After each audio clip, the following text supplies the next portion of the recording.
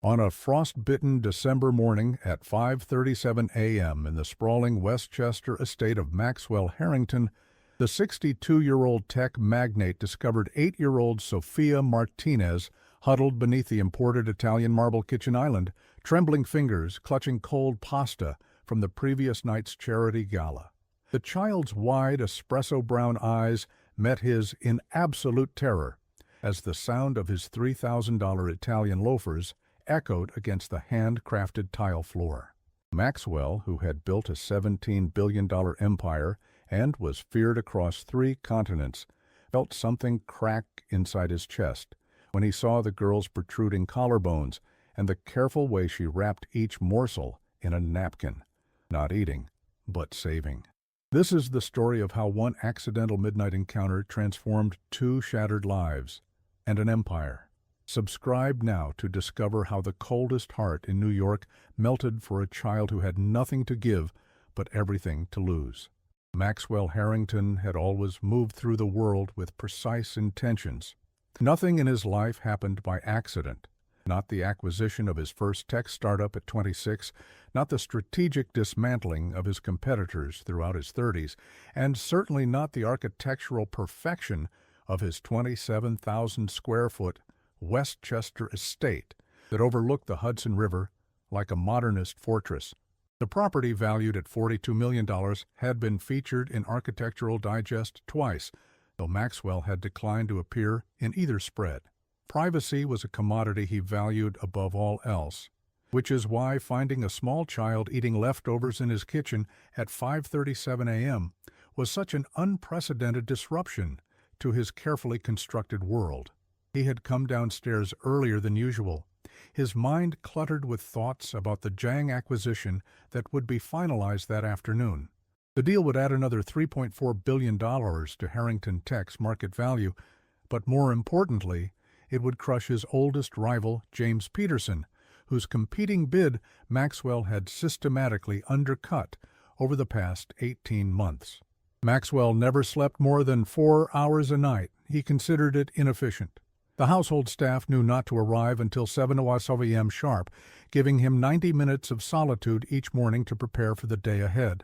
These quiet moments were sacred to him, a ritual as carefully maintained as his impeccable public image. The only sound as he descended the grand spiral staircase was the soft ticking of the antique grandfather clock in the foyer, a piece from the early 1800s that he'd acquired at auction from a bankrupt European aristocrat. The house was dark, illuminated only by the strategic ambient lighting that his home automation system activated upon detecting his movement. Maxwell was halfway through mentally rehearsing his remarks for the Jung board meeting when he heard it, a soft, almost imperceptible sound from the kitchen, something between a gasp and a whimper. He froze, his hand instinctively reaching for his phone. In his position, security threats were a constant concern, but something made him pause before calling his security team. Perhaps it was instinct, or perhaps it was the distinctly small nature of the sound. It hadn't sounded like an adult intruder. Approaching the kitchen with silent steps, Maxwell flicked on the light. At first, the space appeared empty, the gleaming surfaces spotless, the top-of-the-line appliances dormant. But then a tiny movement caught his eye. From beneath the center island, a small face peered out, eyes wide with terror. "Come out," Maxwell said, his voice measured and calm despite his surprise. "Now, please." Slowly, like a frightened animal, a young girl emerged from under the counter. She couldn't have been more than 8 years old, with dark hair pulled back in a messy ponytail and wearing what looked like a school uniform, though it was clearly too thin for December and at least one size too small for her frame. In her hands, she clutched a bundle of napkins that she'd obviously been using to wrap food, leftover pappardelle pasta from the charity dinner his executive assistant had organized the previous evening. The child stood with her shoulders hunched, eyes downcast, her entire body trembling. But what struck Maxwell most was the methodical way she had been operating. He could see that she'd carefully taken food in a way that minimized disruption to the original container. She'd been trying to ensure no one would notice anything was missing. "Who are you?" he asked, though he had already begun to form a hypothesis. The timing, 5:37 a.m., suggested she had come with one of his household staff. The cleaning service always arrived first at 5 a.m. to ensure the house was immaculate before his day began. "Sophia," the girl whispered, her voice barely audible. "Sophia Martinez." Maxwell's mind made the connection immediately. Martinez. His new morning cleaning person was Elena Martinez, a woman in her early 30s who had started working for his household staff 3 weeks prior. She had been recommended by his head housekeeper after the previous cleaner had left unexpectedly. "You're Elena's daughter," he stated rather than asked. The girl nodded, still not meeting his eyes. "Please don't fire my mom," she said, the words tumbling out in a rush. "She doesn't know I'm here. I hide in her car and then I hide in the house. Please, she needs this job. We need this job." Maxwell observed her more closely. Now that she was standing, he could see how thin she was. The uniform hung from her small frame, and he noticed that her shoes were worn nearly through at the toes. Despite the cold December morning, she wore no coat, just a thin sweater that was fraying at the cuffs. "Where is your mother now?" he asked, maintaining his even tone. "Upstairs, cleaning the guest rooms." Sophia's eyes darted toward the wrapped food in her hands, and then, making a decision, she extended it toward him. "I'm sorry I took it. You can have it back." Maxwell Harrington had built his reputation on being ruthless. He had terminated thousands of employees throughout his career without a second thought. He had crushed companies and careers with the same detached precision with which he selected his wardrobe each morning, but something about the small, dignified gesture, this hungry child offering to return what little food she had managed to secure, caused an unfamiliar sensation in his chest. "When did you eat last, Sophia?" he asked, ignoring her outstretched hand. The question seemed to confuse her. She blinked several times, thinking. "Yesterday at school lunch," she finally answered. "But it's okay. Mom says we'll have food again when she gets paid on Friday." Today was Tuesday. Maxwell found himself in entirely unfamiliar territory. His daily life ran according to precise schedules and protocols.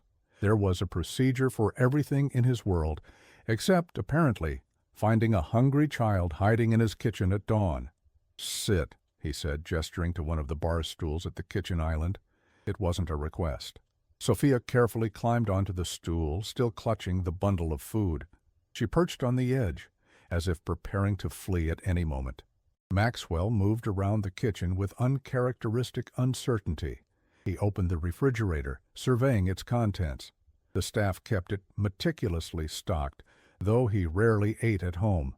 His meals were usually taken at business meetings or at one of the handful of exclusive restaurants that had earned his patronage. He removed eggs, butter, and milk. From the pantry, he retrieved bread and a jar of local honey that his housekeeper insisted on buying because it supposedly helped with seasonal allergies. Maxwell couldn't recall ever having tried it. "Do you like French toast?" he asked, setting the ingredients on the counter.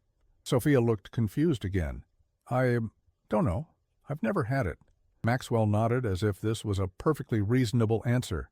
He'd never cooked for anyone in his life, rarely even cooked for himself, but French toast was one of the few dishes he knew how to prepare. His mother had made it on the rare Sunday mornings when his father was away on business. As he whisked eggs and milk together in a bowl, he was aware of Sophia watching his every move with a mixture of suspicion and fascination. He dipped the bread into the mixture and placed it in a pan, the kitchen filling with the warm scent of cinnamon and vanilla that he had added on instinct. "You can eat what you have there," he said, nodding toward the pasta she still held. "And then this will be ready soon."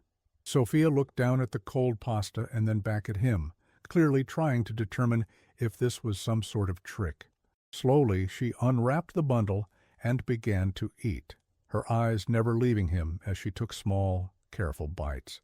Maxwell flipped the French toast in the pan, acutely aware that this was perhaps the strangest moment of his adult life. He, who had negotiated billion-dollar deals without breaking a sweat, felt oddly nervous under the watchful gaze of this child. "I can pay you back," Sophia said suddenly. "I'm saving up. I help Mrs. Wilson with her recycling on Saturdays, and she gives me $2. Maxwell placed the French toast on a plate, drizzled it with honey, and set it in front of her. "That won't be necessary," he said. Then, after a moment's hesitation, he added, "Consider it a business expense." As Sophia cautiously took her first bite of French toast, a soft gasp escaped her. "This is really good," she said, her eyes widening in genuine surprise. "I'm glad it meets with your approval," Maxwell replied, the formality of his tone at odds with the surreal domesticity of the scene. He watched as she ate, taking measured bites, despite what must have been intense hunger.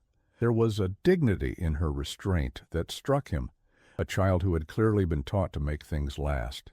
"Does your mother bring you here often?" he asked as she ate. Sophia shook her head, chewing carefully before answering. "Just sometimes. When school is closed and she can't find anyone to watch me, I stay really quiet and hide. Mom doesn't know I take food."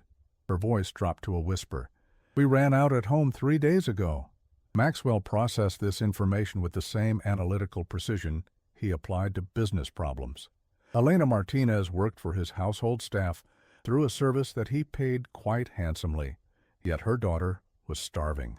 There was a discrepancy here that required investigation. "You don't need to hide any more when you come here," he heard himself say, the words emerging before he had fully thought them through. "And you don't need to take food secretly.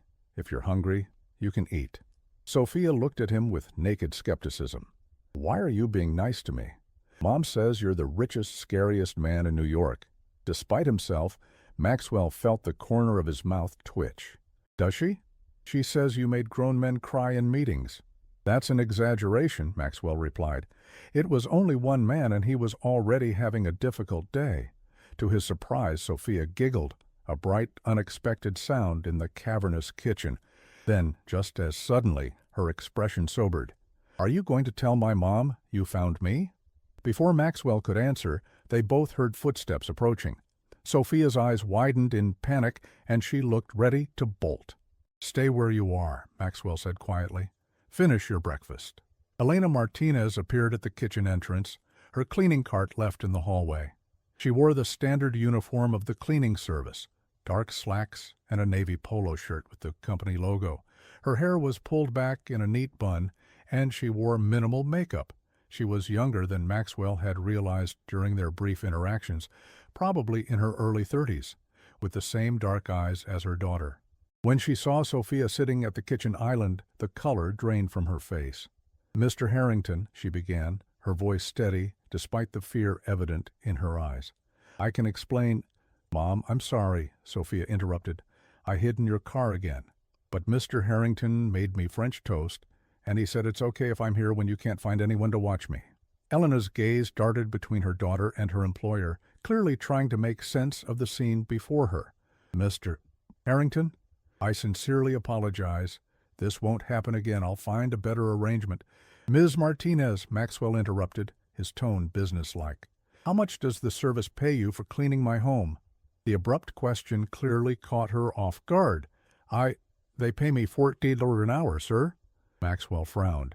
He paid the service $45 an hour for her work. "And how many hours do you work here each day?" 4 hours here.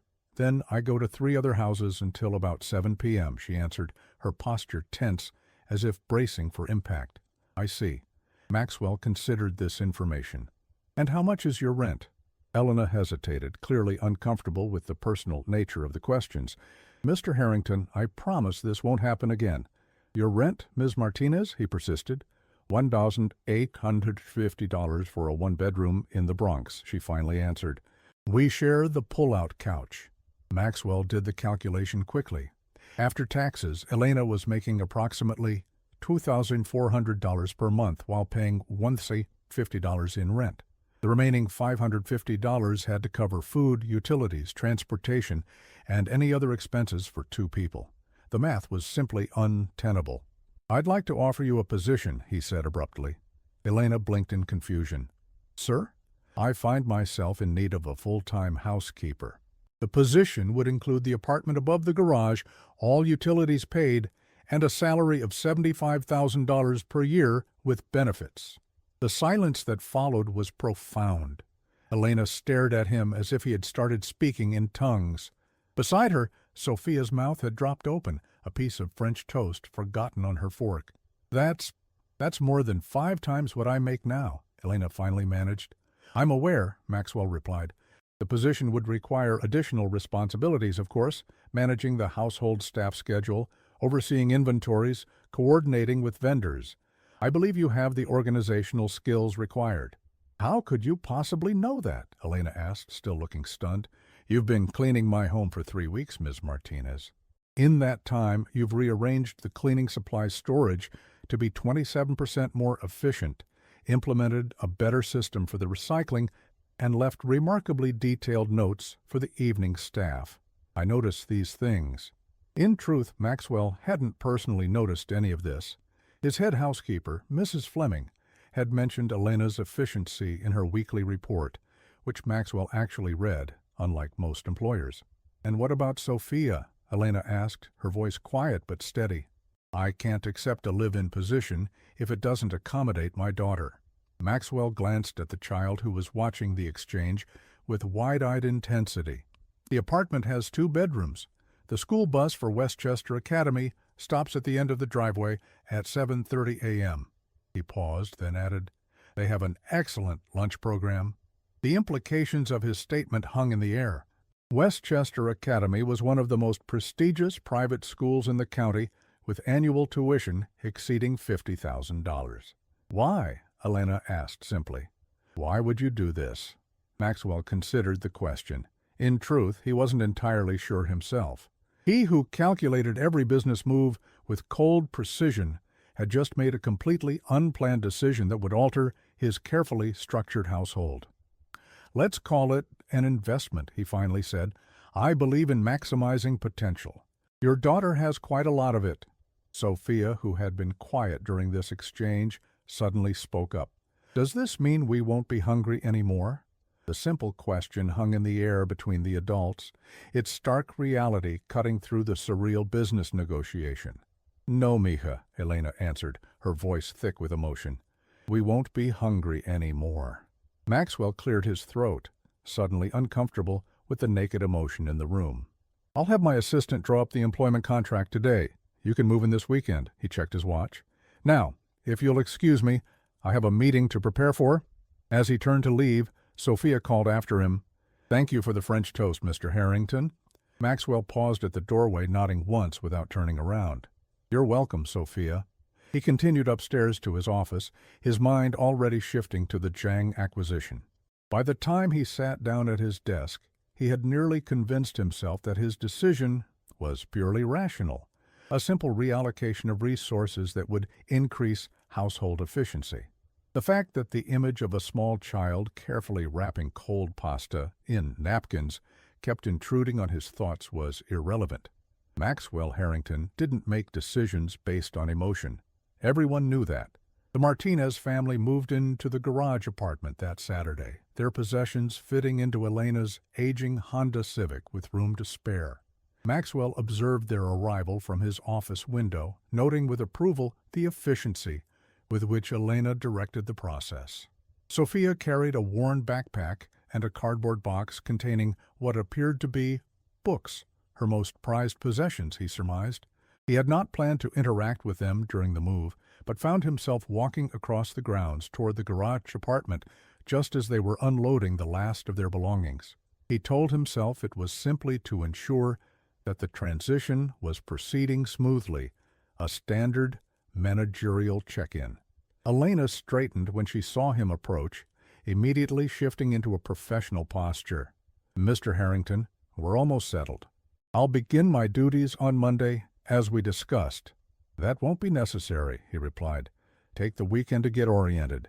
Mrs. Fleming will show you the systems on Monday. Sophia appeared at the doorway, her eyes widening when she saw Maxwell.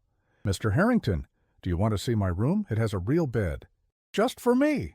Before Maxwell could formulate a response to this unexpected invitation, the girl had darted down the stairs and grabbed his hand, tugging him toward the apartment with a familiarity that left him momentarily speechless.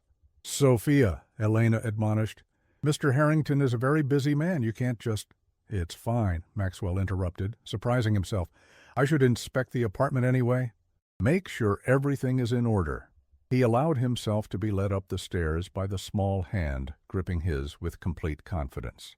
The apartment had been renovated the previous year, though Maxwell had never actually been inside it.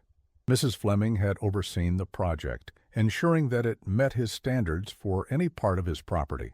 The space was modern and comfortable, with high ceilings and abundant natural light. The furnishings were simple but of good quality. Maxwell insisted that everything on his property meet certain standards, even spaces he never visited. "This is my room," Sophia announced, pulling him through a doorway into a bedroom painted a soft blue. The queen-sized bed dominated the space, which also contained a desk, a dresser, and a small bookshelf. "Mom says I can put posters up if I want to." "I've never had posters before." "I see," Maxwell said, oddly fascinated by her enthusiasm for things most children would take for granted. "What kind of posters would you like?"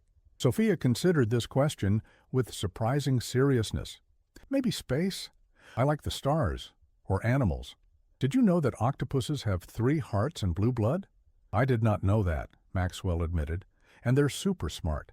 They can solve puzzles and open jars and stuff. But they only live like 1 year. Isn't that sad? To be so smart, but have such a short life?" Maxwell found himself genuinely engaged by the child's train of thought. Perhaps they simply use their time more efficiently than most creatures. Sophia nodded sagely. "Quality over quantity. That's what my teacher says about writing assignments." From the doorway, Elena watched this exchange with barely concealed amazement. The fearsome Maxwell Harrington, discussing octopus lifespans with her 8-year-old daughter, was not something she could have imagined in her wildest dreams. "Sophia, let Mr. Harrington get back to his work now," she said gently. "Before I go," Maxwell said, reaching into his pocket, "I have something for you." He withdrew a small white card and handed it to Sophia. "This is for the household accounts, for groceries and anything else you need." Elena stepped forward, alarmed. "Mr. Harrington, that's not necessary. The salary you're providing is more than generous." "This is separate," he interrupted. "Consider it a business expense." "French toast business?" Sophia asked with a knowing grin. The corner of Maxwell's mouth twitched in what might have been a smile. "Precisely." He turned to leave, then paused at the door. "Sophia will need a uniform for school. The administration office has the details. Term begins January 4th. With that, he departed, leaving Elena staring at the door in disbelief, and Sophia clutching the white card like a golden ticket. The first Monday with Elena as head housekeeper brought a subtle but distinct shift to the Harrington household. Maxwell, acutely attuned to patterns and changes, noticed immediately. The house had always been immaculately maintained, but now there was something different, small touches that hadn't been there before. Fresh flowers from the greenhouse appeared in strategic locations. The kitchen was stocked with actual food rather than just the protein shakes and cold brew coffee that had been his primary sustenance. Even the air seemed different, carrying a faint scent of lemon and something else. Was that cinnamon? Maxwell observed these changes with a scientist's detachment, mentally cataloging each one while refusing to form an opinion on whether they were improvements. Change, in his experience, was to be carefully managed and scrutinized, not welcomed without analysis. He maintained his usual schedule, leaving the house at precisely 7:30 a.m. and returning after 9:15 p.m. He saw Elena occasionally as she carried out her duties, their interactions professional and brief. Sophia he did not see at all, which was as it should be. The child was presumably attending school and then spending her afternoons in the apartment. This new arrangement continued undisturbed for precisely 1 week and 2 days. Then, on the second Wednesday, Maxwell arrived home at 9:17 p.m. to find Sophia sitting on the bottom step of the grand staircase, clearly waiting for him. She wore pajamas printed with stars and planets, her hair in 2 neat braids. A heavy textbook sat open on her lap. "Good evening, Mr. Harrington," she said formally, as if this were a completely normal occurrence. Maxwell stopped in the foyer, briefcase in hand. "Sophia, it's quite late. Why aren't you in bed?" "I need help with my homework," she explained, holding up the textbook. "It's about the stock market. Mom doesn't understand it." Maxwell blinked, momentarily at a loss. In the 9 days since the Martinez family had moved in, he had deliberately maintained his distance, careful to establish proper boundaries between employer and staff. Yet here was this child calmly shattering those boundaries with a textbook and a problem to solve. "Where is your mother?" he asked, glancing around the empty foyer. "She's doing inventory in the wine cellar. She said not to bother you, but—" Sophia bit her lip. "I really want to get an A on this project." Maxwell found himself at a crossroads. The rational choice was clear: remind the child of appropriate boundaries, suggest she ask her teacher for help, and proceed to his office as planned. Instead, he heard himself say, "What specifically do you need help understanding?" Sophia's face lit up. She patted the stair beside her in invitation. "It's about how companies decide to go public. What's an IPO? The book explains it weird." Maxwell Harrington, who had taken 3 companies public and consulted on dozens more, found himself sitting on his own staircase at 9:24 p.m., explaining initial public offerings to an 8-year-old in star-patterned pajamas. "So the company is like a really big pizza," he found himself saying, "and going public means cutting it into slices and selling some of those slices to people who think the pizza will get even bigger and tastier over time." Sophia nodded seriously, making notes in a spiral-bound notebook. "And you keep some slices for yourself because you made the pizza in the first place." "Precisely. And the stock market is like a big pizza restaurant where people buy and sell pizza slices all day." Maxwell actually smiled, a rare enough occurrence that he felt the unfamiliarity in his facial muscles. "That's not entirely inaccurate." Sophia considered this, then asked, "Have you ever made a pizza? A real one, I mean." "I have not," Maxwell admitted. "Me neither," Sophia said. "But we should sometime. Mom says the kitchen here has everything you could ever need to cook anything in the world." Before Maxwell could respond to this unexpected proposal, Elena appeared from the direction of the wine cellar, stopping short when she saw them on the stairs. "Sophia," she exclaimed, "I told you not to bother Mr. Harrington when he gets home." "She's not bothering me," Maxwell said, surprising himself with his quick defense of the child. "She had questions about the stock market." Elena looked bewildered. "The stock market? Sophia, what are you—" "It's for school, Mom," Sophia explained. "We're learning about money and business and stuff. Mr. Harrington says a company is like a pizza and—" "I think that's enough economics for tonight," Maxwell interrupted, standing up and straightening his suit jacket. "It's past your bedtime, Sophia." The girl gathered her book and notebook, then looked up at him with those serious, dark eyes. "Thank you for explaining about the pizza stocks, Mr. Harrington. You're a really good teacher." Something peculiar happened in Maxwell's chest at those words, a warm pressure that was not entirely unpleasant. "You're welcome," he replied, his voice uncharacteristically soft. Then, recovering his usual demeanor, he added, "Good night, Sophia. Ms. Martinez." As he climbed the stairs to his private quarters, Maxwell could hear Elena gently scolding her daughter. "You can't just ambush Mr. Harrington like that, Mija. He's a very important, very busy man." "But he didn't mind," came Sophia's reply, fading as they walked toward the garage apartment. "And he knows everything about pizzas and stocks." Alone in his office later that night, Maxwell found himself unable to focus on the quarterly reports he'd planned to review. Instead, his mind kept returning to the simple explanation he'd created for IPOs, wondering if there were other complex financial concepts that could be distilled into food analogies. The thought was ridiculous, of course. Maxwell Harrington didn't simplify anything for anyone. His reputation was built on intellectual rigor and uncompromising standards. He expected people to rise to his level, not the other way around. And yet, the look of comprehension that had dawned on Sophia's face when he'd mentioned the pizza had been satisfying in a way that closing a billion-dollar deal somehow wasn't. Maxwell shook his head, as if to physically dislodge these uncharacteristic thoughts. He was clearly tired, his judgment impaired by a particularly challenging day of negotiations. That was the only reasonable explanation for this strange preoccupation. He returned to his reports with renewed determination, refusing to acknowledge the small smile that occasionally tugged at his lips when he remembered Sophia's serious note-taking and her assessment of the stock market as a pizza restaurant. The incident on the stairs should have been an anomaly, a one-time disruption to the careful distance Maxwell maintained between himself and his staff.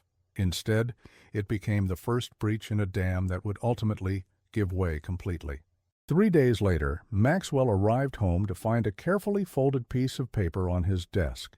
Inside was a childish drawing of a pizza divided into slices, each labeled with a different company name: Apple, Amazon, Tesla, and a note that read, "Thank you for the help. I got an A+. Sophia." The following week he discovered Sophia in his library, surrounded by books on astronomy. She looked up when he entered, not the least bit intimidated. "Your books are amazing, Mr. Harrington. Did you know there are galaxies that are moving away from us so fast that one day we won't be able to see them anymore? Isn't that sad?" Rather than sending her back to the apartment, Maxwell found himself discussing the expansion of the universe with an 8-year-old for nearly 30 minutes. These encounters multiplied, each one eroding Maxwell's careful boundaries a little more. Sophia seemed to have an uncanny ability to be in his path, asking questions about the art on his walls, wondering if he'd read this book or that one, inquiring why he never went swimming in the indoor pool that must have cost $1 gazillion to build. Elena watched this developing relationship with a mixture of concern and wonder. She attempted to intervene multiple times, reminding Sophia about appropriate boundaries and the importance of respecting Mr. Harrington's privacy. "But he doesn't mind, Mom," Sophia would insist. "He answers all my questions, and sometimes he almost smiles." Elena wasn't convinced. The Maxwell Harrington she knew from reputation and observation was not a man who welcomed disruptions to his routine, particularly in the form of a chatty 8-year-old. Yet he had not complained. If anything, he seemed to be adapting to Sophia's presence in his life with surprising tolerance. The situation came to a head one evening in late January, nearly 7 weeks after the Martinez family had moved into the garage apartment. A winter storm had knocked out power to much of Westchester County, including the main house. The backup generators had activated immediately, but a system malfunction meant they were only powering essential systems: security, minimal lighting, and heat. Maxwell had returned from the city to find his home largely dark, the staff using flashlights to navigate the corridors. Mrs. Fleming informed him that the generator company had been called, but technicians wouldn't be able to reach the property until morning due to hazardous road conditions. "The garage apartment is on a separate system, sir," she added. "It has full power, Ms. Martinez asked me to inform you that you're welcome to use their kitchen if needed, since the main kitchen is operating on limited power." Maxwell dismissed the offer with a wave of his hand. He would simply work by lamplight in his office and order dinner delivered, as he often did. But when he opened his office door, he found the room transformed. Dozens of candles illuminated the space, casting a warm, flickering light over his desk and bookshelves. A small table had been set up near the fireplace, which was lit and crackling cheerfully. As he stood in the doorway, trying to make sense of this unauthorized redecoration, Elena appeared from his private bathroom carrying more candles. "Mr. Harrington," she exclaimed, clearly startled by his arrival. "I'm sorry for the intrusion. Sophia thought you might need light to work, and she was worried about you eating dinner in the dark, so—" She gestured helplessly at the transformed room. "I see," Maxwell said, surveying the scene. The small table was set for one, with what appeared to be a covered dish, waiting. "And where is Sophia now?" "In the apartment, sir. I sent her back once I realized what she was planning. I was just finishing up here, and then I'll be out of your way." Maxwell approached the table and lifted the cover from the dish. A perfectly prepared steak with roasted vegetables steamed beneath, accompanied by a glass of what appeared to be his preferred Bordeaux. "Sophia did this?" he asked, an unfamiliar emotion tugging at him. "She was worried about you," Elena replied, her voice soft. "She said you probably wouldn't think to eat if you were working in the dark. The candles were her idea, too. She said your eyes would get tired without enough light." Maxwell stared at the meal, something shifting inside him. In his 62 years, no one had ever expressed concern about whether he'd eaten dinner or had enough light to read by. His staff ensured his needs were met, of course, but that was their job. This was different. This was care. "Please tell Sophia," he began, then paused, uncharacteristically uncertain. "Tell her thank you." Elena nodded, clearly relieved that he wasn't angry about the invasion of his private space. "I will, sir." As she turned to leave, Maxwell added, "And Elena, the meal looks excellent." A small, surprised smile touched her lips. "Thank you, Mr. Harrington. Enjoy your dinner." Alone in the candlelit office, Maxwell sat at the small table and cut into the perfectly cooked steak. As he ate, his gaze kept drifting to the dancing shadows on the wall, cast by the dozens of candles Sophia had insisted on placing around the room so he wouldn't hurt his eyes. For the first time in decades, Maxwell Harrington's house felt like something other than a perfectly maintained showcase. It felt almost like a home. The power outage marked a turning point. Something fundamental had shifted in the dynamic between Maxwell and the Martinez family. He no longer made even token attempts to maintain professional distance, and they no longer treated him solely as an employer. February brought record snowfall to Westchester County. Schools closed for 3 days during one particularly severe storm, leaving Sophia with unexpected free time. Maxwell, who had opted to work from home rather than risk the treacherous drive into the city, found himself with an assistant he hadn't requested. "I can help you with your work stuff," Sophia announced, appearing in his office doorway bundled in a sweater that Elena had clearly insisted she wear in the drafty house. "I'm really good at organizing." Maxwell should have sent her away. Instead, he found himself assigning her the task of sorting through a stack of industry reports, marking pages that mentioned specific competitors. "You've given a child classified business documents," his COO said incredulously when Maxwell mentioned it during a video conference later that day. "She signed an NDA," Maxwell replied dryly. His COO stared at him for a long moment before apparently deciding this must be some obscure form of humor and changing the subject. In truth, Sophia had proven herself remarkably efficient. She had not only marked the relevant pages, but had created a crude but effective color-coding system to differentiate between different competitors. When he'd asked why she'd used blue for Peterson Industries, she'd replied, "Because their logo is blue, and also because blue is a cold color. And you said, Mr. Peterson is a cold man." The logic was sound, if unconventional. As February turned to March, these interactions became more frequent. Sophia would appear in Maxwell's office with questions about his work, books she'd found in his library, or sometimes just to inform him of important octopus facts she'd learned at school. Elena no longer attempted to prevent these visits, having apparently accepted that for whatever unfathomable reason, the billionaire tolerated her daughter's presence. What no one acknowledged, not Elena, not the household staff who observed with quiet amazement, and certainly not Maxwell himself, was that tolerated had long since evolved into welcomed, and was rapidly approaching anticipated. Maxwell, who had spent decades cultivating a reputation for ruthless efficiency and emotional detachment, found himself looking forward to Sophia's unexpected visits and insightful questions. He caught himself checking the time in afternoon meetings, calculating whether she would be home from school yet. He began stocking his office with the fruity tea she preferred and the specific brand of cookies Elena allowed her as an occasional treat. None of this behavior fit within his carefully constructed self-image, so Maxwell simply didn't examine it, filing these anomalies away as temporary aberrations that would eventually correct themselves. But on a rainy Tuesday in mid-March, the facade he'd built finally cracked completely. Maxwell was working late reviewing acquisition documents in his office when his private line rang. the one reserved for family emergencies among his executive team. The clock on his desk read 11:42 p.m. "Harrington," he answered tersely. "Mr. Harrington, I'm so sorry to disturb you." It was Elena, her voice tight with tension. "It's Sophia. She has a very high fever, and I can't get it down. The roads are flooded from the rain, and I can't—" "I'll be right there," Maxwell said, already standing and reaching for his coat. "Have you called a doctor? Dr. Patel is on his way, but he said it might take him an hour with the road closures." Elena's voice cracked slightly. "She's never been this sick before?" 10 minutes, Maxwell said, ending the call.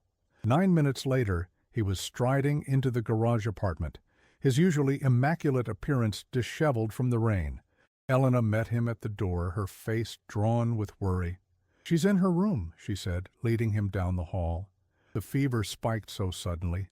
She was fine at dinner, and then— Sophia lay in her bed, her small form almost lost among the pillows.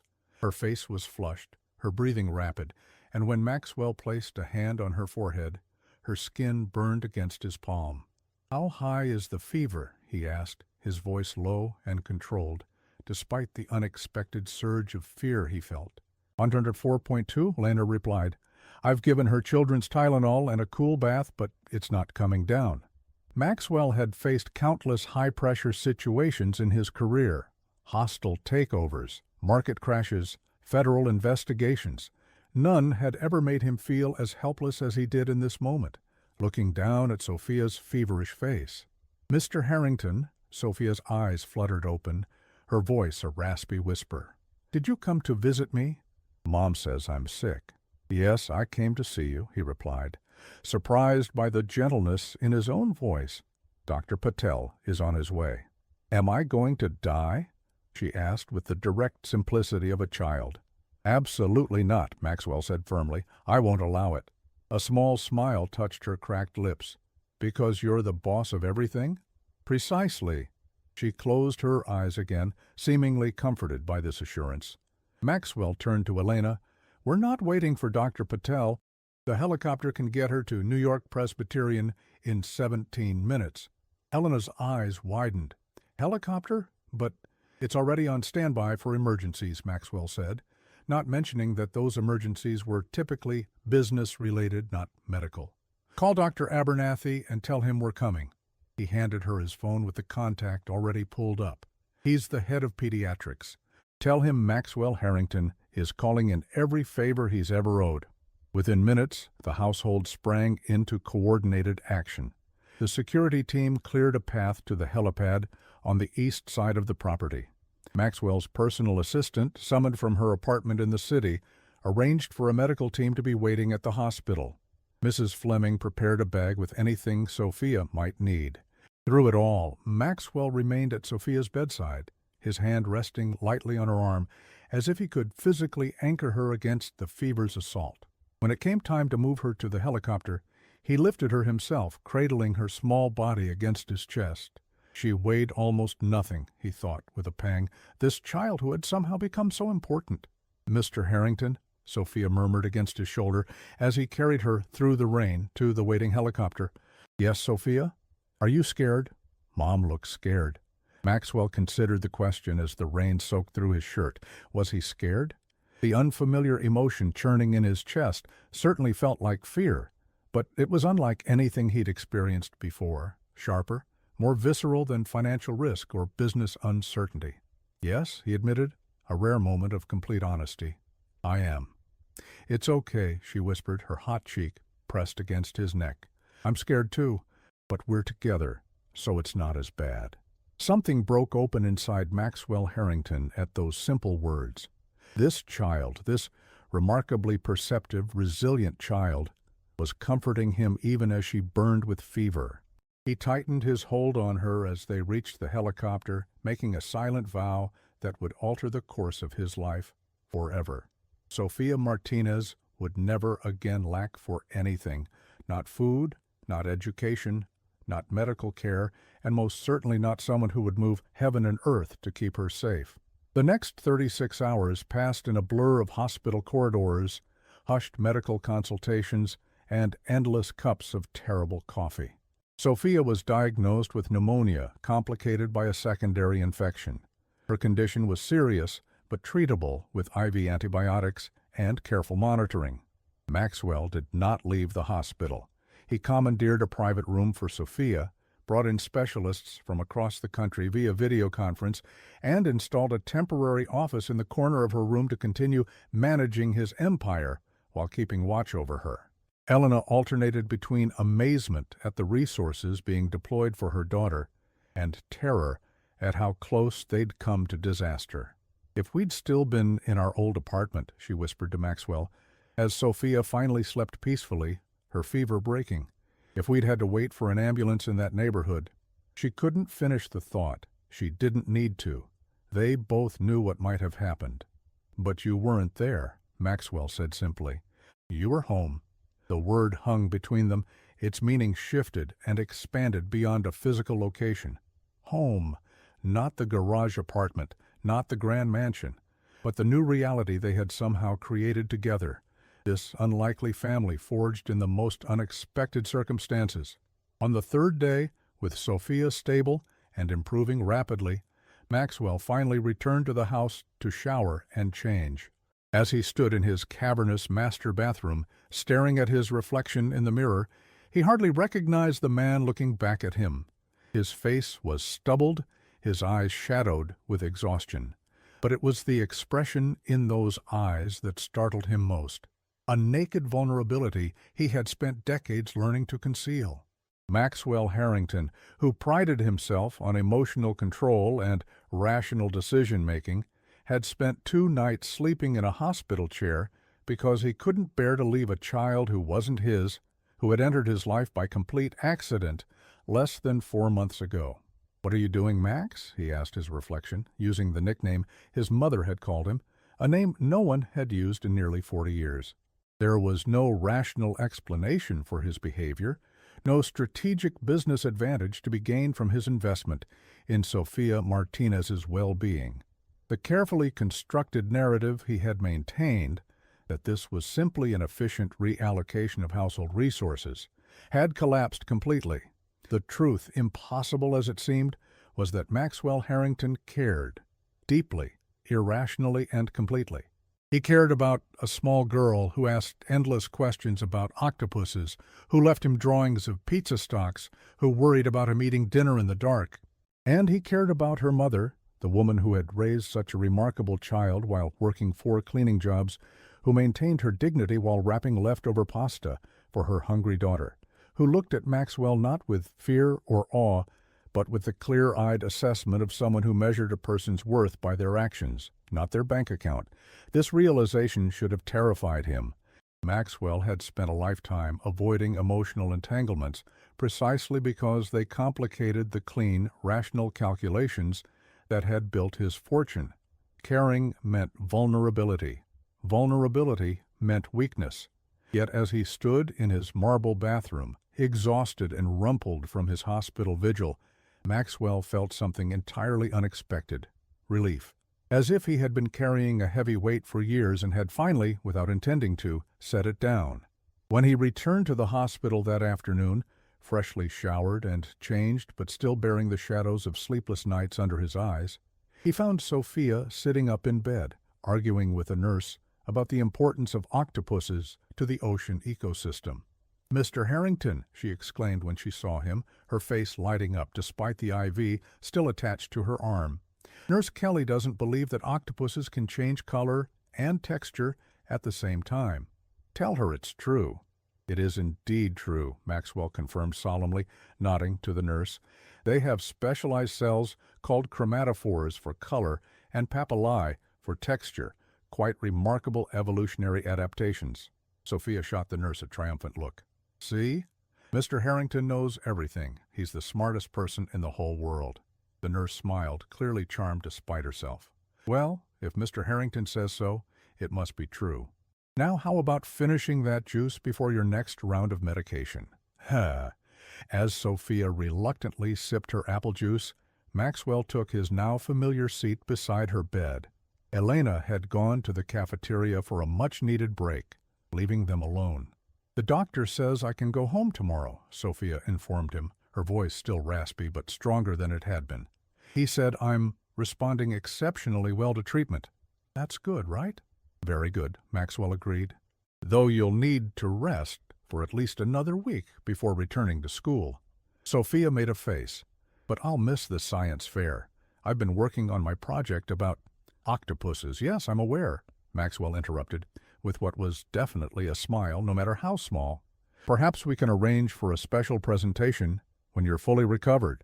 Sophia brightened at this suggestion, then suddenly turned serious, her dark eyes studying him with that penetrating gaze that somehow saw far more than an 8-year-old should. "Thank you for not letting me die," she said simply. Maxwell felt his throat tighten. "You were never in danger of dying, Sophia. You had an infection that required prompt treatment, that's all." "Mom was really scared," she persisted. "I heard her crying when she thought I was asleep. But then you came, and you weren't scared at all." "I was," Maxwell admitted quietly. "I was very scared." Sophia considered this revelation, then reached out to pat his hand where it rested on the edge of her bed. "That's okay. Everybody gets scared sometimes, even billionaires." "Even billionaires," he agreed. "Can I ask you something?" she continued, twisting the edge of her blanket in her fingers. "Something serious?" "Of course. Why did you help us? That first day when you found me eating the pasta. You could have just fired Mom. Most people would have." The question hung in the air between them, deceptively simple, yet cutting to the heart of everything that had changed in Maxwell's life since that December morning. "I'm not entirely sure," he answered truthfully. "I think perhaps I recognized something in you, Sophia, a resilience, a dignity that reminded me of myself long ago." Sophia tilted her head, considering this. "Were you poor when you were little, like us?" "Yes," Maxwell said, realizing as he spoke that this was the first time he had acknowledged his origins to anyone in decades. "My mother cleaned houses like yours. Sometimes there wasn't enough food." "Did you hide in rich people's kitchens too?" she asked, her eyes wide. A ghost of a smile touched his lips. "No, but I did other things. Collected bottles for the deposit, shoveled snow, anything to earn a little money." "And then you grew up and got super rich, and now you help people like us?" Sophia's voice held a note of wonder, as if she were piecing together a fairy tale. "Not exactly," Maxwell said, feeling an unexpected need to be honest with this child who had asked such a direct question. "I grew up and got super rich, as you put it, but I didn't help many people. I was focused on other things." "Like making more money?" "Like making more money," he agreed. Sophia nodded sagely. "That's what rich people do in movies. They get all grumpy and lonely and just care about money until something special happens to change them, like in Christmas movies." Despite himself, Maxwell laughed, a genuine laugh that surprised both of them. "Are you suggesting I'm in a Christmas movie, Sophia?" She grinned, delighted by his laughter. "Kind of. You were all serious and scary at first. Mom said everyone was afraid of you. But then you found me eating pasta, and now you're different. You laugh sometimes, and you explain stocks like pizzas, and you came in the helicopter when I was sick." She paused, then added, with the devastating directness of a child, "Are you still lonely, Mr. Harrington?" The question hit him like a physical blow. Maxwell had never thought of himself as lonely. Busy, focused, selective about his company, certainly. But lonely? That implied a lack, a hunger for a connection that he had never acknowledged. Yet, as he sat in that hospital room, looking at this child who had somehow bypassed all his carefully constructed defenses, he realized that he had been profoundly, achingly lonely for most of his adult life. "No, Sophia," he said softly. "I don't believe I am, not anymore." Her smile at this answer was like the sun breaking through clouds, bright, warm, and completely transformative. Before Maxwell could process what was happening, Sophia had leaned forward and wrapped her arms around his neck in a fierce hug. "I'm glad," she whispered against his ear. "Because we're not lonely anymore either."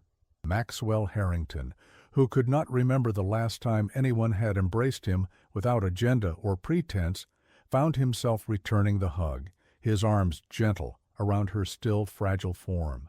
Something wet touched his cheek, and he realized with shock that he was crying. silently, just a single tear, but crying nonetheless. When Elena returned from the cafeteria to find her employer and her daughter locked in an embrace, both of them with suspiciously bright eyes, she didn't say a word. She simply set down the coffee she'd brought for Maxwell and stepped back into the hallway, giving them a moment of privacy. And in that quiet hospital room, as the late afternoon sun slanted through the blinds, a billionaire and a child who had once hidden in his kitchen to eat leftover pasta held on to each other like the family they had somehow, against all odds, become. The day Sophia returned home from the hospital marked the beginning of a new chapter at the Harrington estate. Maxwell, in a move that shocked his executive team, announced that he would be working remotely for the next 2 weeks due to a family situation requiring my attention. Family situation, his COO repeated during their video call, clearly baffled. What family? Maxwell merely raised an eyebrow, and the question was quickly dropped. The truth was that Maxwell had appointed himself Sophia's primary caretaker during her recovery, coordinating with Elena to ensure that one of them was always with her. He had a hospital-grade monitoring system installed in her bedroom, converted one of the guest rooms in the main house into a recovery suite so she wouldn't have to navigate the stairs in the apartment, and personally reviewed every meal plan created by the chef he'd hired specifically for her recovery diet. This is a lot, Elena said tentatively as she surveyed the recovery suite, which now contained a state-of-the-art air purification system, a custom adjustable bed, and enough medical equipment to stock a small clinic. It's the minimum required to ensure proper recovery, Maxwell replied, scrolling through the schedule he'd created on his tablet. The pulmonologist will be here at 2 p.m. for her follow-up, and I've arranged for a tutor to begin next week so she doesn't fall behind in her studies. Elena placed a gentle hand on his arm, stopping his methodical planning. Maxwell, she said, the first time she had used his first name. She had pneumonia. She's recovering well. You don't need to reorganize your entire life for this. He looked at her, this woman who had raised such a remarkable child alone, who had maintained her dignity through circumstances that would have broken many others. In the past months, he had come to respect her not just as an employee, but as a person of exceptional strength and character. Perhaps I want to, he said simply. Elena studied his face, searching for something. Sincerity, perhaps, or understanding of his own motivations. Whatever she saw must have satisfied her because she nodded once and released his arm. All right, she said, but the tutor starts next week, not tomorrow. She needs rest first. Agreed, Maxwell conceded, making the adjustment in his schedule. Sophia, for her part, was delighted with the arrangement. Having both her mother and Mr. Harrington at her beck and call was a level of attention she clearly enjoyed, though Elena was careful to ensure she didn't become spoiled by it. Just because Mr. Harrington can get you anything in the world doesn't mean you should ask for it, Elena reminded her daughter, when Sophia wondered aloud if they could have a live penguin visit since she was too sick to go to the zoo. Actually, Maxwell interjected, looking up from his laptop, the Bronx Zoo does have an outreach program for children with serious illnesses. They don't bring penguins, unfortunately, but they do have a selection of ambassador animals that make visits.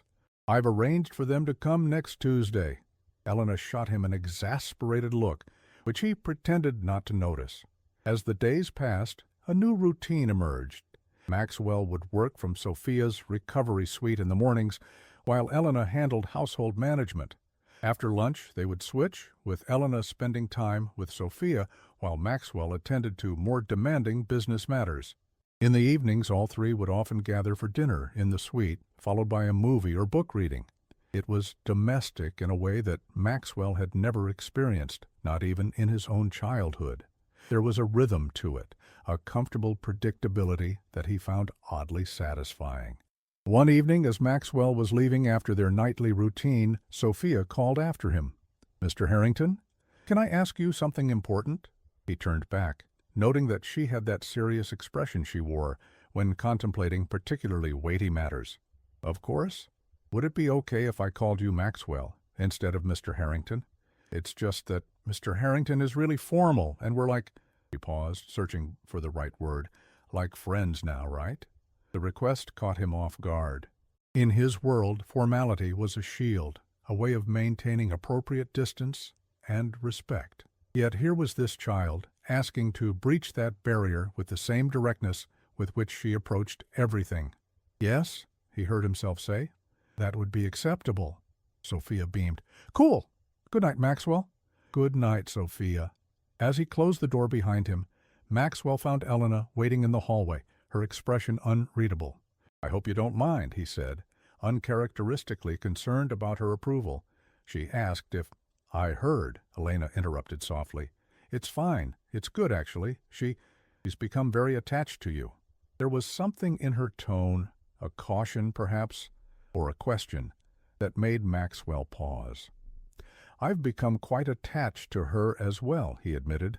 To both of you, in fact. The words hung between them, weighted with implications neither was quite ready to address. Elena looked away first, her gaze dropping to the floor. She's never had a father figure before, she said carefully, or at least not one worth remembering. Maxwell absorbed this information, filing it away with the other fragments he had gathered about their life before they came to his home. Elena rarely spoke of Sophia's father, but the few oblique references suggested it had not been a positive relationship. I would never do anything to hurt her, Maxwell said, the promise emerging from some deep place he hadn't known existed within him. Or you. Elena met his gaze then, her dark eyes serious. I believe you. But Maxwell, this isn't a normal situation. You're not just our employer anymore, but you're also we're not family, he supplied, the word both foreign and right on his tongue. Are we? She asked softly. It was a profound question, one that struck at the heart of everything that had changed since that December morning when he'd found a hungry child hiding in his kitchen. I don't know what we are, Maxwell answered honestly, but I know that my life is better with you both in it, and I would very much like to continue, whatever this is. A small smile touched Elena's lips. That's probably the least precise thing I've ever heard you say.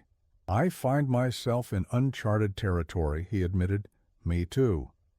She hesitated, then added, but I think I like where we're heading. The warmth that spread through Maxwell's chest at those words was becoming familiar, though no less surprising each time he felt it. This, he was beginning to understand, was what it felt like to care deeply for other people. This combination of vulnerability and strength, fear and hope. As do I, he said simply. They stood there for a moment longer, a comfortable silence between them, before Elena wished him good night and returned to the recovery suite to check on Sophia once more before bed. Maxwell walked to his office, his mind unusually quiet. The deals and acquisitions that had always occupied his thoughts now seemed to hold less urgency, less importance. They were still necessary. He took his responsibilities to his company and employees seriously, but they no longer defined him completely. Who was Maxwell Harrington now? Not just a billionaire, not just a CEO, not just the ruthless businessman whose name inspired fear in boardrooms across the globe. He was becoming something else, something more. He was becoming the man who explained stock markets using pizza analogies, who knew far more about octopuses than any adult reasonably should, who sat at a child's bedside reading stories until she fell asleep. He was becoming, perhaps for the first time in his adult life, fully human. The realization should have terrified him. Instead, it filled him with a sense of purpose that all his wealth and power had never provided. Spring arrived in Westchester with an explosion of color and life.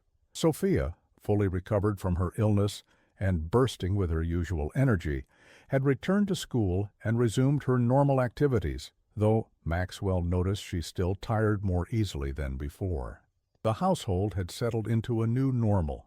Elena continued to manage the estate with impressive efficiency, but her role had evolved beyond that of a typical housekeeper. She now joined Maxwell for dinner most evenings, offering insights on business matters that he found surprisingly valuable, her practical perspective often providing solutions his highly paid consultants had overlooked. Sophia divided her time between school, her ever-expanding interest in marine biology, now funded by Maxwell's seemingly limitless resources, and what she called family time, evenings when the three of them would gather to watch movies, play surprisingly competitive board games, or simply talk about their days. Maxwell, to the continuing astonishment of his executive team, had adjusted his schedule to be home for these evenings. He still worked punishing hours, but he did so with an efficiency that allowed him to be present for dinner at 7 p.m. sharp every night that he wasn't traveling. And he traveled less now, prioritizing video conferences over in-person meetings whenever possible. His COO had asked him point-blank if he was dying, unable to conceive of any other explanation for this unprecedented shift in behavior. "No, Robert, I'm not dying," Maxwell had replied dryly. "I'm living." The statement, made without premeditation, surprised even himself with its accuracy. For the first time in decades, Maxwell Harrington was truly living rather than simply existing. On a particularly beautiful Saturday in late April, Maxwell found himself in the estate's garden, watching as Sophia methodically photographed various insects for her school science project. "Did you know that ladybugs can eat up to 5,000 aphids in their lifetime?" she informed him, carefully documenting a red specimen on a rose bush. "They're like the superheroes of the garden." "I did not know that," Maxwell replied, content to serve as her assistant, holding her specimen jars and extra camera lenses. "Mom says you're like a ladybug," Sophia continued, adjusting the focus on her camera. Maxwell raised an eyebrow. "Did she? How so?" "She says you seem scary to people who don't know you, but you're actually a protector." Sophia looked up at him with a grin. "But don't worry, I won't tell anyone. It can be our secret that you're actually nice." Before Maxwell could respond to this revelation, Elena appeared on the garden path, carrying a tray with lemonade and cookies. "What secrets are you two discussing now?" she asked, setting the tray on a nearby table. "Just insect facts," Maxwell replied smoothly, catching Sophia's conspiratorial wink.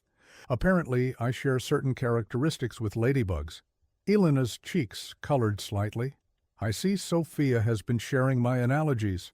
"They're very educational," he assured her, enjoying the rare sight of Elena flustered. She was typically so composed, so sure of herself despite the vast differences in their circumstances.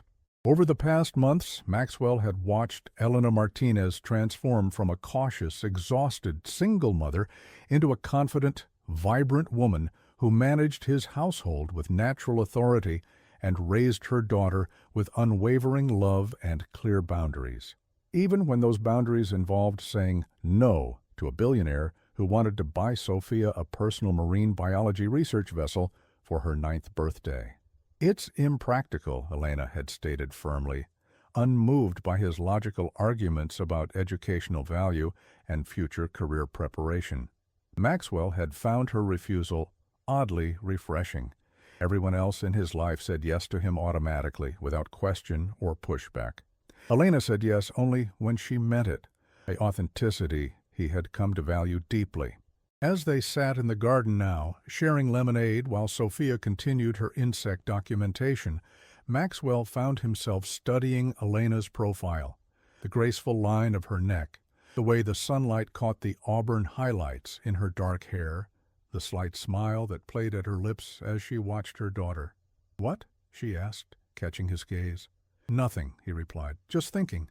"About?" "How different everything is now." Elena's expression softened. "Good different or bad different?" "Good," he said without hesitation. "Very good." Their eyes held for a moment longer than necessary, an increasingly frequent occurrence that neither of them acknowledged openly. Maxwell was not naive about what was happening. At 62, he had had relationships before, strategic, convenient connections with women who moved in his social circles and understood the rules of engagement with men of his wealth and position. But he had never felt anything like this growing attachment to Elena Martinez, this appreciation for her mind, her principles, her strength of character, this desire to simply be in her presence, regardless of what they were doing. It was terrifying and exhilarating in equal measure. "Maxwell," Sophia called, breaking the moment.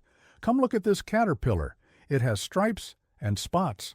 He rose from his seat, casting one more glance at Elena before joining Sophia by the hedgerow. As he knelt beside the excited child examining the admittedly impressive caterpillar, Maxwell was struck by the simplicity of his contentment. Here, in this garden, with this makeshift family he had never sought or expected, Maxwell Harrington, feared billionaire, ruthless businessman, solitary titan of industry, was happy, genuinely, uncomplicatedly happy.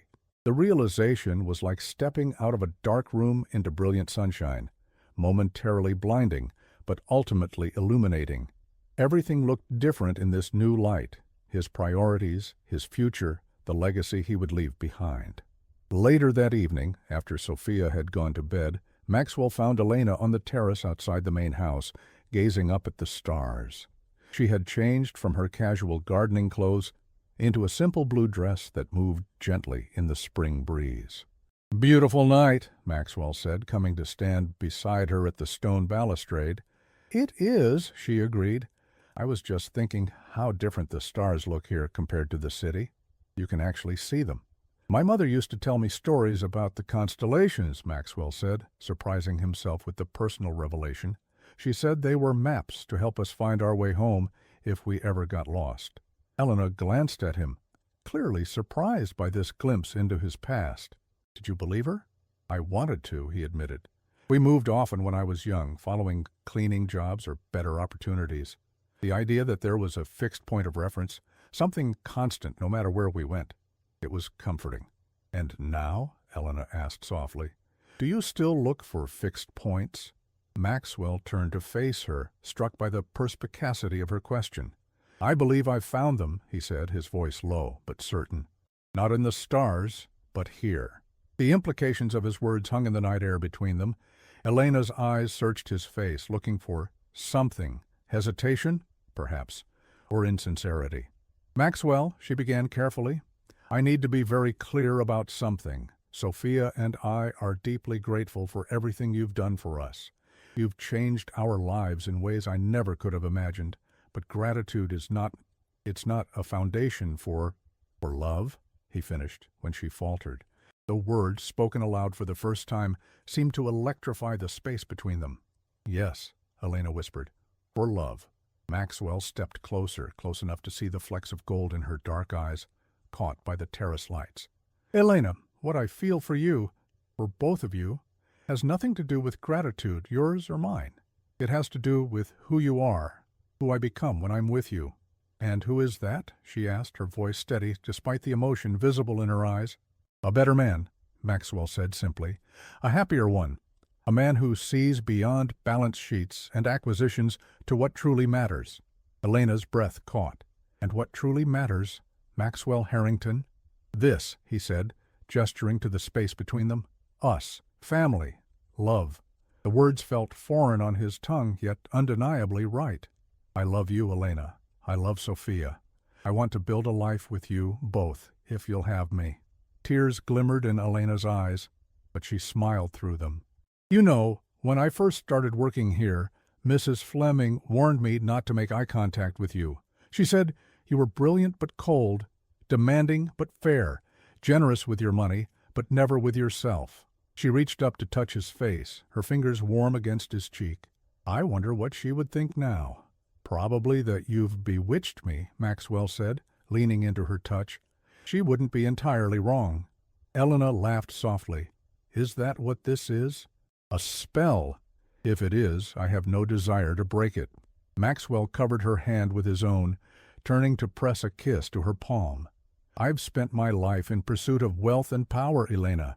I have succeeded beyond anyone's wildest expectations, including my own, and yet none of it, not the money, not the acclaim, not the fear I inspired, none of it has brought me the peace I feel when I'm with you and Sophia."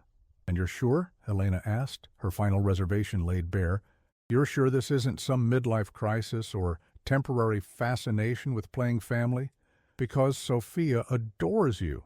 If you changed your mind—" "I have never been more certain of anything in my life," Maxwell said firmly. "I am not playing at family, Elena. I want to be a family, officially, legally, permanently. Understanding dawned in her eyes. Are you proposing?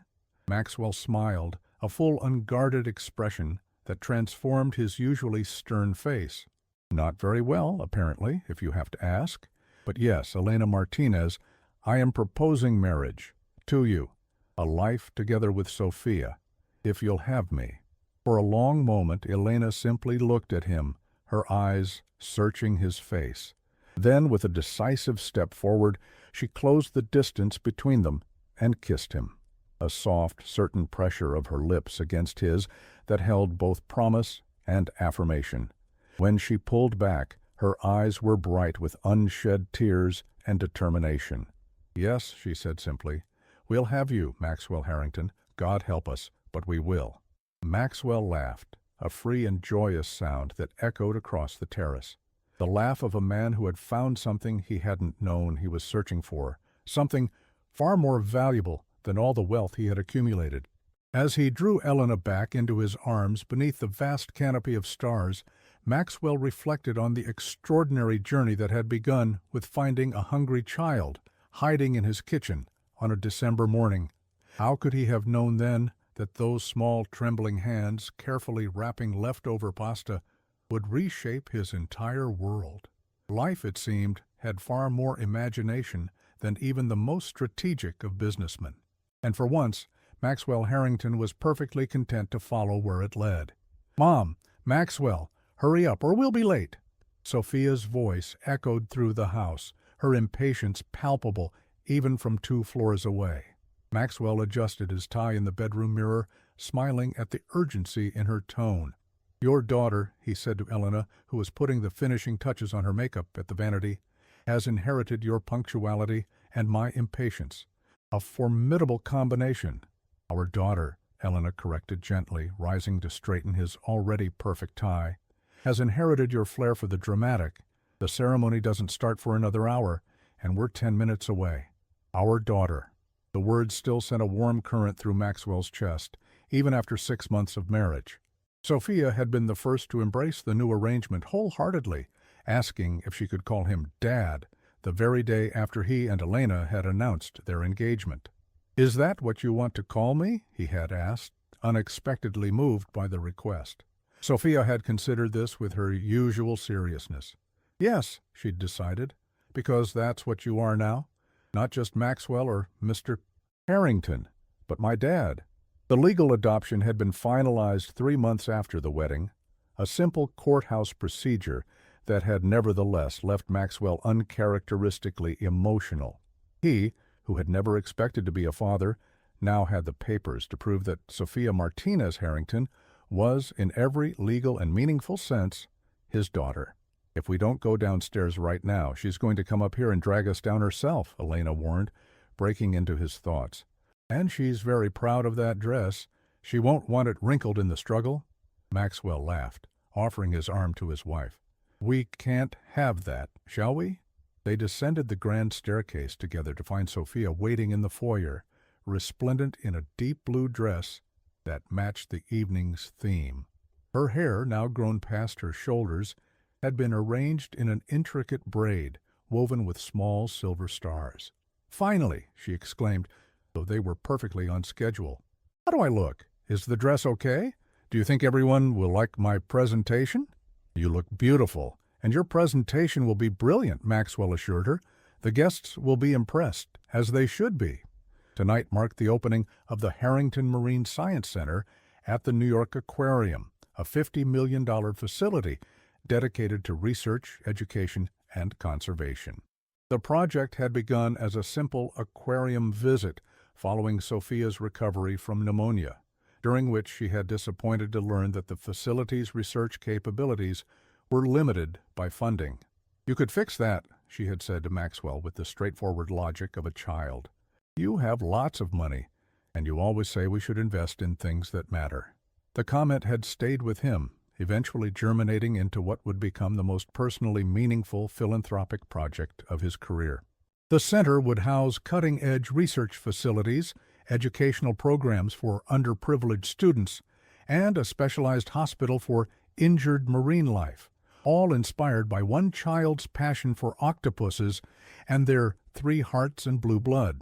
And tonight, at the gala opening, 9-year-old Sophia would give a brief presentation about the importance of marine conservation to an audience of scientists, philanthropists, and business leaders. She had been practicing for weeks, undaunted by the prospect of addressing hundreds of adults. "You're not nervous?" Elena asked now, adjusting the sparkly hair clip that had slipped slightly in Sophia's dark hair. "A little," Sophia admitted. "But Dad says if you're well prepared, nervousness just means you care about doing a good job." Maxwell felt the familiar surge of pride and wonder that still caught him by surprise whenever Sophia called him Dad or quoted his advice as gospel truth. The weight of her trust and love was a responsibility he took more seriously than any business deal he'd ever negotiated. "Very wise," Elena said with a smile, glancing at Maxwell. "Your father would know." The drive to the aquarium passed with Sophia rehearsing key points of her speech once more, her small hands gesturing enthusiastically as she explained why octopuses were basically the superheroes of the ocean. When they arrived, the red carpet entrance was already crowded with guests in formal attire. Photographers called Maxwell's name as they exited the car, a familiar occurrence that now included shouts of Mrs. Harrington Sophia as well. The transformation of Maxwell's public image over the past year had been almost as dramatic as his personal transformation. The feared business titan was still respected and powerful, but stories of his marriage to a former housekeeper and adoption of her daughter had humanized him in ways that his PR team could never have engineered. "Mr. Harrington, is it true that your new Marine Center was inspired by your daughter?" called one reporter as they made their way inside. Maxwell paused, his hand on Sophia's shoulder. "Entirely true," he confirmed. "The best investments are always in the future, and children are the future." Inside, the gala was in full swing.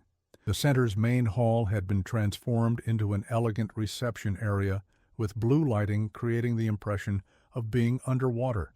Interactive displays showcased the research and conservation work that would take place in the facility. As they moved through the crowd, Maxwell was struck by how differently people approached him now. There was still respect and a certain wariness. His reputation in business remained formidable, but the fear had been replaced by something closer to curiosity. He was a puzzle they couldn't quite solve. How had Maxwell Harrington, notorious for his cold calculation, become this family man who built marine science centers because his daughter loved octopuses? The truth, of course, was both simpler and more profound than anyone could guess. He had been hungry once, like Sophia. He had watched his mother work herself to exhaustion, cleaning other people's homes, like Elena. He had built walls around himself to survive, walls that had protected him, but also isolated him, until a child's need had proven stronger than his defenses.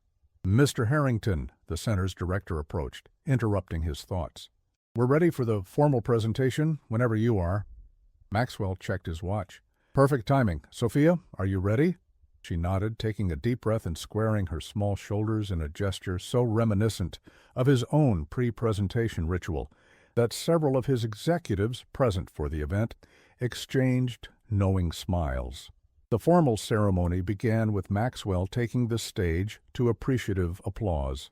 He spoke briefly about the importance of conservation, education, and scientific research before turning to the project's inspiration. "Many of you have asked why marine science," he said, his voice carrying easily through the sophisticated sound system. "It's not an industry I'm known for investing in. The answer is simple, though it took me 62 years to understand. The most valuable returns don't always appear on balance sheets." His gaze found Elena in the front row, her eyes shining with pride and love.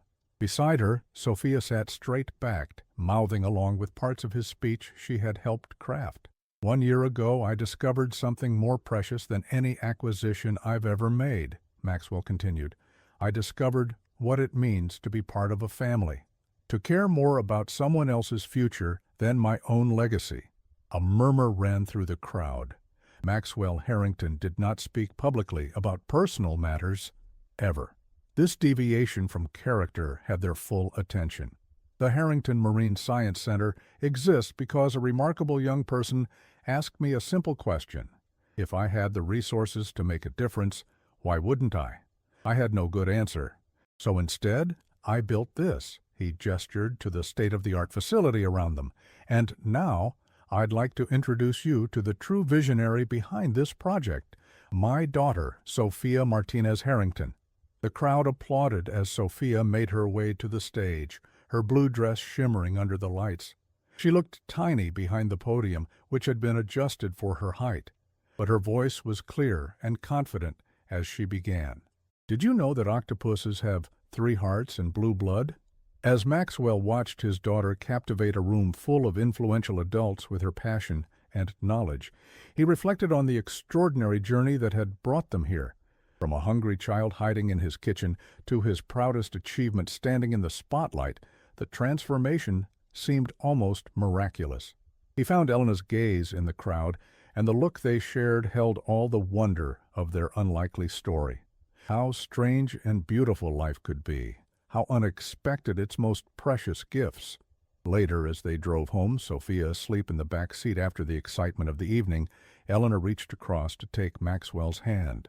"Happy?" she asked softly. Maxwell glanced in the rearview mirror at his sleeping daughter, then at the remarkable woman beside him, who had taught him what truly mattered. "Beyond anything I could have imagined," he answered truthfully.